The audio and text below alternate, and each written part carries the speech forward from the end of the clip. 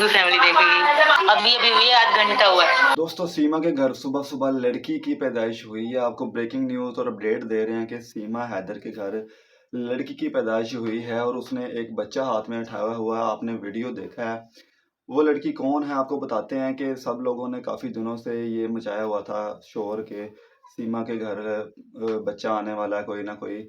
तो ये बच्चा किसका है, कौन है, आज आपके साथ शेयर करते हैं। सीमा ने हाथ में ये जो लड़की उठाई हुई है, ये सीमा की भाभी की बेटी है। मतलब कि सचिन की जो बहन है उसके घर ये लड़की पैदा हुई है और जो सीमा ने उठाई हुई है। और वो यूट्यूब पर आकर सुबह सुबह कह रही है कि मैं इसका नाम रखना चाहती हूँ, ठीक है, यूट्यूब की फैमिली को सबसे पहले दिखाना चाहती हूँ ये लड़की।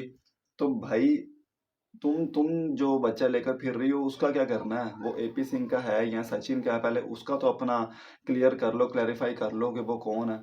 तुम सुबह सुबह नाटक करने आ गई हो यूट्यूब के ऊपर, और कोई काम ही नहीं है। कभी तुम छत पे कपड़े डालने जाती हो, तुम वीडियो बनाती हो, कभी तुम अब ये बच्चा उठाकर आ गई हो। तो तुम्हें मतलब कि और कोई काम नहीं धंधा है। तुम्हारा जो केस चल रहा है उसके बारे में तो तुम जरा बात नहीं कर रही कि तो जो तुम्हारा एटीएस के खिलाफ जो तुम्हारी तहकीकात हुई थी उसमें तुम क्या क्या बता कर आई हो। सचिन जो है वो क्या क्या बता कर आया है। एटीएस में तुम लोगों की जांच पड़ताल की थी, जो जांच एजेंसी की जानब से बताया जा रहा था कि इन लोगों को जल्द डिपोर्ट कर दिया जाएगा, लेकिन इनके जो चेहरे हैं या जो इनके जो रहन सहन है उसको देखकर तो बिल्कुल लग ही नहीं रहा कि इसको डिपोर्ट किया जाएगा। क्योंकि ये सुनने में ये भी आ रहा है कि ये ऊपर मकान पे अपना दूसरा एक कमरा भी बना रही है, डबल स्टोरी मकान कर रही है। पहले नीचे एक कमरा बना था, उसके बाद अब ये ऊपर भी कमरा बना रही है, डबल स्टोरी कर रही है। भाई, पहले आपको ये भी अपडेट दी थी कि इसकी बेल इलाहाबाद हाई कोर्ट से जो है वो ख़त्म होने वाली है। और जो गुलाम हैदर के वकील हैं उन्होंने इंडियन हाई कमीशन में भी जाना था, लेकिन उनकी जानब से क्यों देर हो रही है ये तो वही बता सकते हैं। लेकिन जो इसके हवाले से अपडेट है वो यही आ रही थी कि इसको आइंदा 1 हफ्ते के अंदर डिपोर्ट कर दिया जाएगा। लेकिन 1 हफ्ता भी गुजर चुका है, ठीक है। इंडियन की जानब से या इंडिया की जानब से तो ऐसी कोई चीज़ सामने नहीं आ रही।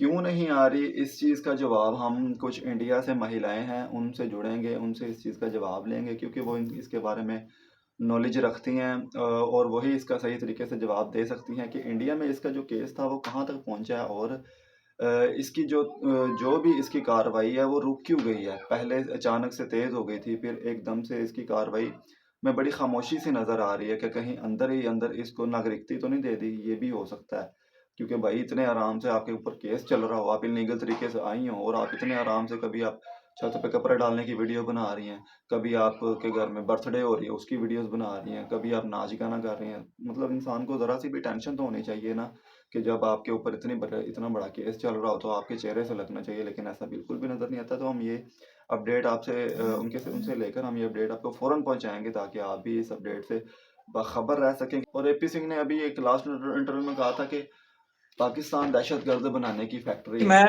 मैं एपी सिंह की इस बात को कंडेम करता हूं और मैं शदीद अल्फाज में मजम्मत करता हूं कि एपी सिंह जैसा बड़ा वकील जो कि कहता है मैं 26 साल से मैं वकालत कर रहा हूं, सुप्रीम कोर्ट का वकील हूं, तो उसको जी। ऐसी बात करने से पहले 1000 दफा सोचना चाहिए था, शर्म आनी चाहिए थी उसको कि वो इस तरह के बयानात देने से बाज आ जाए। ये सीमा हैदर के केस के ऊपर हम लोग बात करते हैं और ये इस इशू को जो है पॉलिटिकली इशू बनाता जा रहा है और रोजाना उनके उसके बयानात आते हैं, कभी पाकिस्तान के खिलाफ जहर उगलता है, कभी झंडे पाकिस्तान के खिलाफ जो है नारेबाजी लगवाता है।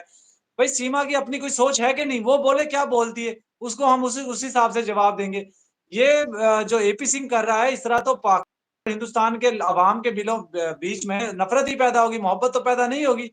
हम लोग तो ये चाहते हैं कि पाकिस्तान और हिंदुस्तान की अवाम प्यार मोहब्बत अमन के साथ, लेकिन इस तरह के लोग, पढ़े लिखे लोग जो अगर इस तरह करेंगे तो भी फिर बनेगा क्या है?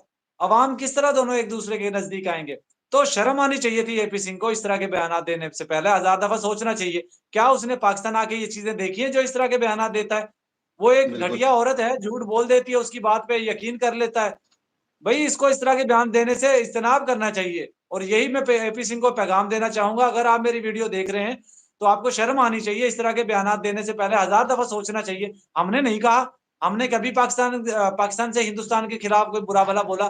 देखें, यहाँ पे आपका इख्तलाफ किसी एक शख्स से हो सकता है, अरशद से आपका इख्तलाफ हो सकता है, लेकिन मुल्क पाकिस्तान से नहीं हो सकता।